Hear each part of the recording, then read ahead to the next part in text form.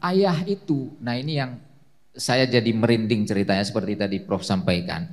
Ayah itu sudah berpikir apa yang beliau harus lakukan, konsepnya seperti apa, siapa yang harus dilibatkan, ya bagaimana pola gerakannya, itu sudah 20 langkah ke depan. Ayah lebih master trainer NLP daripada master trainer yang pernah saya ikuti di luar. Assalamualaikum warahmatullahi wabarakatuh. Alhamdulillahirabbil alamin wassalatu wassalamu ala asyrafil anbiya'i wal mursalin wa ala alihi wa sahbihi ajmain, amma ba'd. Yang tentuan hormati Prof, ini sekaligus senior kami, guru sekaligus senior. Yang kami hormati Abi Inas, guru kami semua. Abi Rizwan, terima kasih.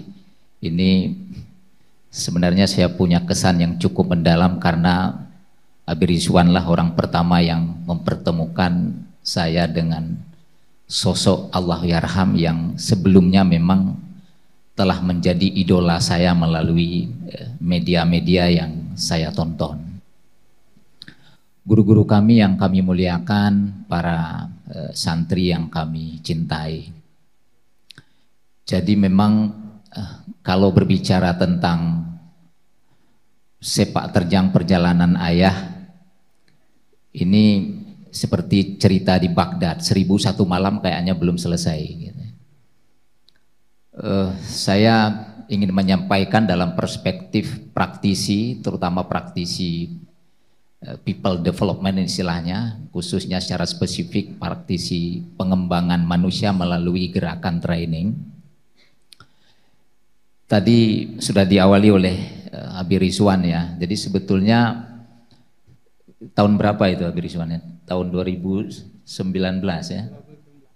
2019 waktu itu tiba-tiba saya ditelepon oleh Abi Rizwan, malamnya tayak merempek ayah sian.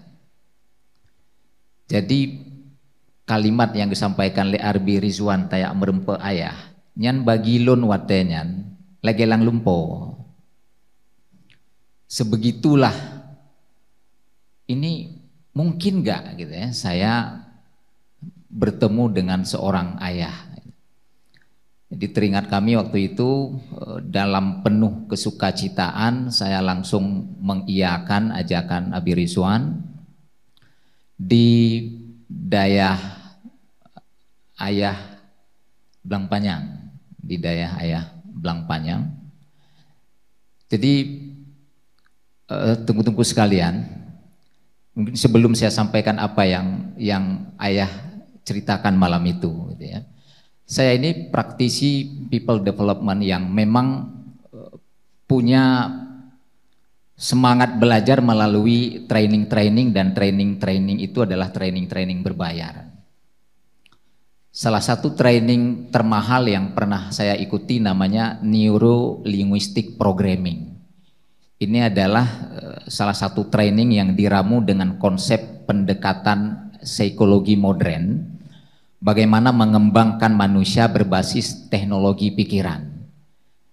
Jadi kalau di kalangan praktisi people development, ketika mereka sudah mendapatkan certified neurolinguistic programming ini, nyoka dianggap high dalam dunia praktisi pelatihan pada saat itu.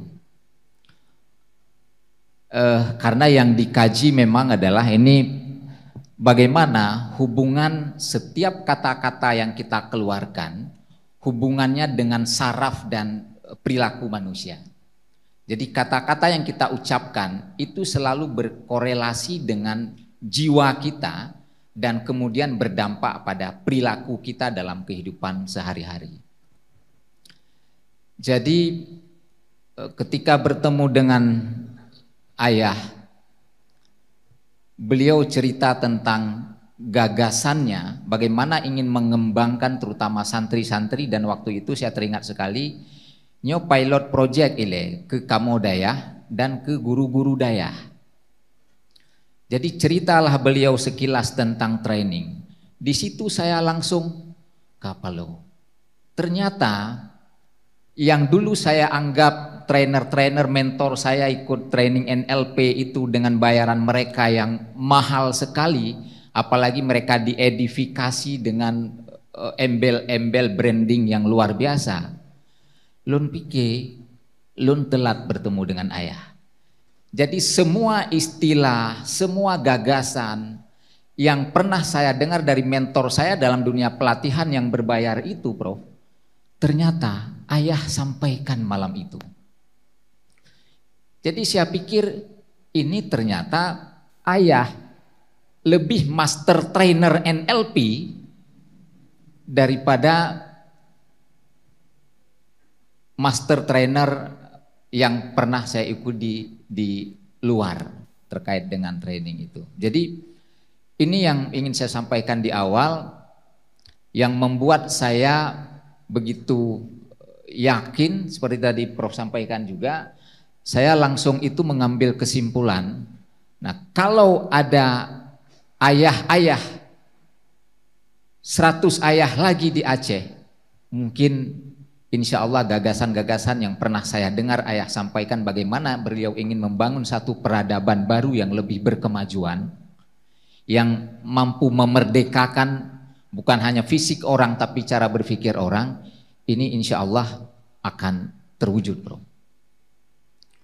Nah, disitulah kemudian saya jadi bersemangat gitu ya. Sebelumnya saya sempat berpikir, kok bisa malam ini menjadi malam yang begitu beruntung bagi saya. Jadi akhirnya saya coba flashback ke belakang. Ternyata sekitar 8 tahun sebelum ketemu dengan ayah, saya pernah diskusi dengan almarhum Tengku Fajri Kasim. Ini juga senior saya. Waktu itu saya teringat sekali, saya sampaikan ke almarhum Tengku Fajri Kasim, saya punya sesuatu yang saya ingin kontribusikan ke dunia Dayah. Karena saya adalah praktisi pelatihan, saya ingin Dayah juga bisa bersentuhan dengan gerakan dakwah berbasis training ini. Cuman waktu itu saya sampaikan ke Tengku Fajri, tapi saya ini kan saya bukan orang Dayah. Dan saya pikir saya tidak punya celah untuk bisa menyampaikan gagasan ini ke kalangan Dayah. Bahkan almarhum Tengku Fajri waktu itu juga pesimis gitu ya, pesimis. Ya udah, karena saya lihat Tengku Fajri aja pesimis, akhirnya saya tidak pernah sampaikan itu ke siapapun. Dan pertemuan dengan ayah malam itulah kemudian saya jadi tersadarkan satu istilah yang saya pernah pelajari, apa yang disebut dalam dunia metafisika law of attraction. Dan ini sering saya sampaikan ke guru-guru dalam kelas TOT gitu ya. Jadi law of attraction ini adalah sebuah energi tarik menarik yang ada dalam semesta. Ketika kita berpikir A, meniatkan A dan berjuang untuk sesuatu saat A ini akan terwujud, ternyata lama-kelamaan kita akan dipertemukan dengan orang yang punya energi yang sama. Dan malam itulah saya merasakan Loa itu sedang bekerja untuk saya. Dipertemukan dengan Allahu Yarham Ayah Sub melalui ajakan Abi Rizwan. Jadi disitulah saya mulai pertama melihat ada sosok ulama yang diskusi apapun, termasuk diskusi tentang bagaimana membangun manusia melalui pendekatan training, yang sebelumnya saya pikir nggak mungkin ini bisa masuk ke Dayah, ternyata ayah begitu terbuka dengan gagasan itu. Dan disitulah kemudian kami dengan Abi Rizwan mendesain pelatihan. Pertama sekali teringat kami di atas ini termasuk Tengku Bahri ya, Abi Zul peserta pertamanya dan guru-guru kami yang lain. Jadi di awal saya sempat nggak pede Abi Rizwan ya. Jujur saya katakan saya sempat nggak pede karena harus memberi pelatihan kepada guru-guru Dayah. Tapi karena didampingi dan diyakinkan oleh Abi Rizwan, akhirnya saya bismillah, karena niat saya memang ingin menyampaikan sesuatu yang saya kira sesuatu ini menjadi modal tambahan bagi guru-guru kita di daerah dalam mengembangkan dakwah berbasis training. Dan alhamdulillah disitulah pertama sekali kita mulai lakukan training TOT, dan semua pesertanya itu dari Babu Salam dan dari Mudi ya, termasuk dari Rauhul Mudi kalau saya tidak salah waktu itu. Nah, saya ingin sampaikan teman-teman sekalian, awalnya saya pikir nyo ayah masuji cuman gepejo kamu lah gitu ya.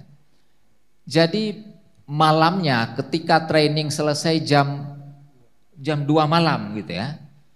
Jam 2 malam ayah itu, nah ini yang saya jadi merinding ceritanya seperti tadi Prof sampaikan.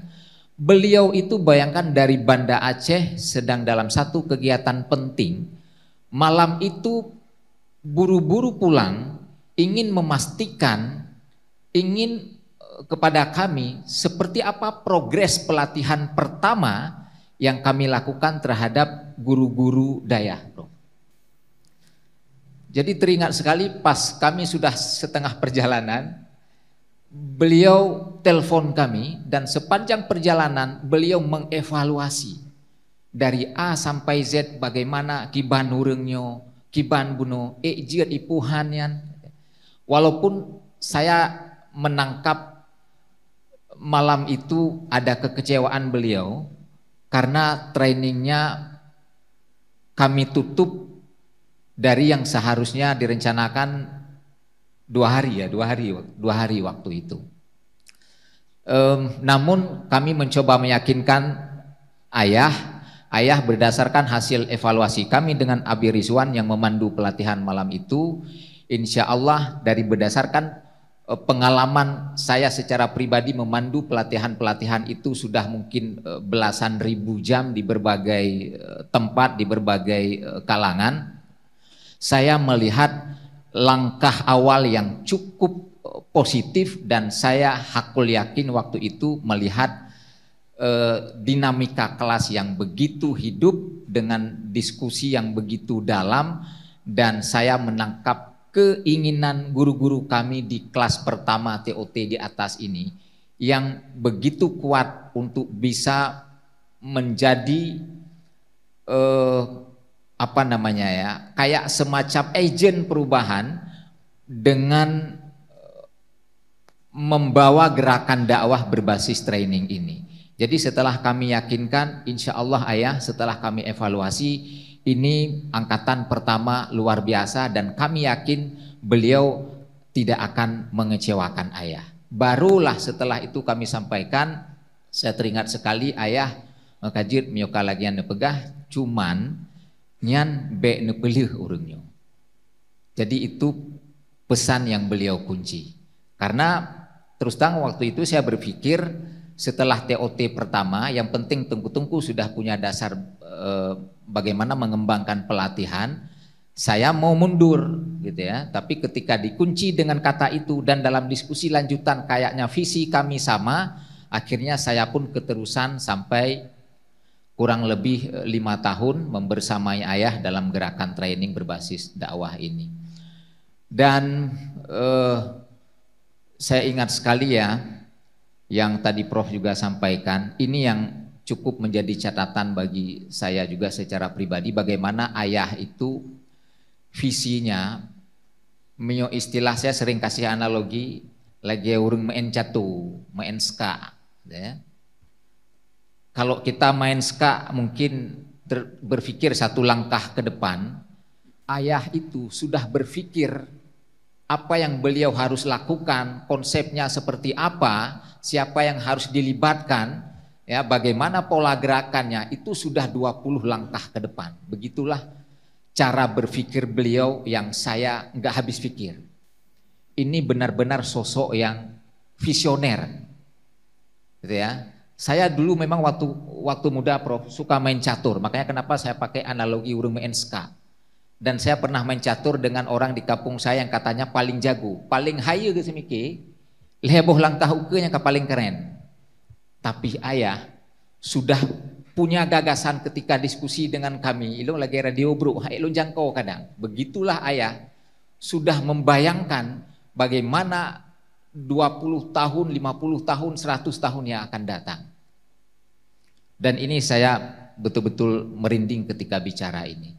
Jadi saya ketika memberi pelatihan-pelatihan terutama dengan konsep, apakah itu konsep pelatihan komunikasi, leadership, saya kemudian selalu menjadikan contoh model biar peserta itu gampang memahami sosok yang terdekat dengan kita, itu ayah. Dan teringat sekali saya memberi pelatihan leadership ya kepada para profesional di salah satu instansi. Saya teringat ada teori leadership namanya teori Maxwell, itu bagaimana dia membagi 5 tingkatan leader gitu. Dan kelima-limanya ketika dihubungkan dengan ayah itu ada pada beliau. Misalnya yang terakhir itu, ayah itu leader bukan karena pada diri beliau itu melekat jabatan tertentu. Karena hari ini banyak orang disebut leader karena kebetulan melekat jabatan tertentu pada dirinya. Kepala A, kepala B, ketua A, ketua B. Tapi pada ayah, mungkin bukan karena dia melekat jabatan tertentu menjadi leader. Jadi ayah itu sudah pada level yang kelima. Level people development, seperti kata Prof tadi, beliau tidak lagi berpikir tentang dirinya. Karena dirinya itu sudah selesai. Dan yang beliau selalu pikirkan adalah bagaimana anak-anak muda kita. Dan ini ya saya lihat ayah itu memang sangat peka dengan apa ya, kalau istilah orang Dayak itu watak sikfil makan ya Prof ya. Jadi kalau ketemu saya, beliau nggak pernah nanya tentang politik. Nggak pernah nanya tentang lain-lain. Selalu diskusinya tentang gerakan training, dan pertanyaan pembuka selalu, saya sedih sebenarnya kalau cerita, kiban ka awaknya. Jadi setiap selesai training selalu pertanyaannya, kiban ka urangnya. Padahal pernah sekali waktu di mana itu beliau sepanjang 4 tahun saya bersama beliau nggak pernah lihat beliau sakit gitu ya. Tapi waktu itu beliau sedang sakit, entah waktu di Takengon gitu. Itulah pertama saya lihat Allahu yarham kurang sehat. Tetapi semangatnya tidak pernah kendur ketika duduk dengan kami waktu itu. Teringat ada Abu Suhail lagi, selalu nanyanya dan beliau nggak pikirkan rasa sakitnya. Yang dia tanyakan, kiban lea urungnya, nyo kapaduk tuhun kan training, najir ika, na perubahan, mungkin gerakannya tak capai lelan, lum pegah sapi ba ayah, lun hakul yakin, dengan semangat ayah. Insya Allah, walaupun tidak semua, tapi kita akan dapatkan tokoh-tokoh yang nanti akan jadi penggerak. Dan saya yakin sampai sekarang saya selalu sampaikan beberapa sosok itu kepada ayah, dan itu yang membuat ayah lega. Sampai pertemuan saya terakhir dengan ayah 2 hari sebelum Allahu yarham dipanggil untuk selama-lamanya di posko posko pilkada ya, di daerah mana itu posko baru waktu itu ketemu dengan Tengku Bahari. Dan ini menjadi pesan terakhir saya dengan beliau 2 hari sebelum beliau. Saya teringat sekali waktu itu beliau baru pulang tes kesehatan di rumah sakit. Ya, dan selama 5 tahun saya membersamai ayah, entah kenapa baru kali itulah saya berani ajak ayah selfie. Ya, dan itu pun karena anak istri saya menunggu kok saya lama sekali nggak pulang karena mereka nunggu saya untuk makan bersama. Akhirnya untuk meyakinkan anak istri saya di tempat kos anak saya yang kuliah di Banda Aceh, saya fotolah bahwa saya sedang dengan ayah. Itu pun saya dengan gemetar agak sungkan ya, karena nggak pernah saya berani selfie dengan ayah. Akhirnya saya minta izin ayah selfie sebentar karena foto ini saya mau kirim ke anak istri saya. Dan 4 kali saya selfie, 4-empatnya fotonya pudar. Ya, 4 kali saya sudah rubah posisi, 4 kali padahal kamera saya nggak jelek-jelek amat lah. 4 kali saya ayah hanapa helom. Jadi keempat saya lihat masih pudar. Jadi wajah saya samar-samar, wajah ayah juga samar-samar. Akhirnya kelima kali saya nggak berani lagi. Ya udahlah, foto itu saya kirim ke anak saya dan istri saya. Jadi 2 hari kemudian saya dapatkan kabar, saya menangis ketika nelpon Bang Julfikar, apa betul ayah sudah tiada? Bang Jul juga sambil menangis menyampaikan, betul. Disitulah saya mulai berpikir, apa iya foto saya yang keempat kali pun masih pudar, jangan-jangan itu adalah tanda-tanda.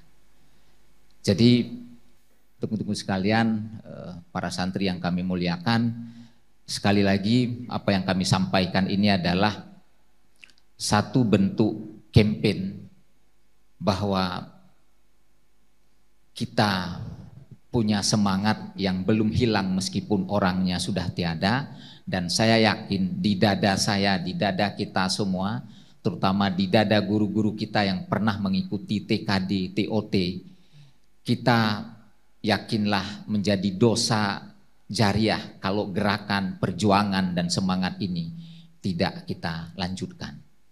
Karena sekali lagi apa yang diperjuangkan oleh ayah itu bukanlah untuk dirinya, tapi untuk bangsa, untuk negara, untuk agama yang kita cintai ini. Oleh karena itu, setelah ini nanti guru-guru kami, alumni TOT dan TKD, kita akan mencoba membahas bagaimana kelanjutan dari gerakan ini sebagai bentuk kecintaan dan takzim kita kepada yang mulia Allahu Yarham yang telah meninggalkan kita. Terima kasih. Assalamualaikum warahmatullahi wabarakatuh.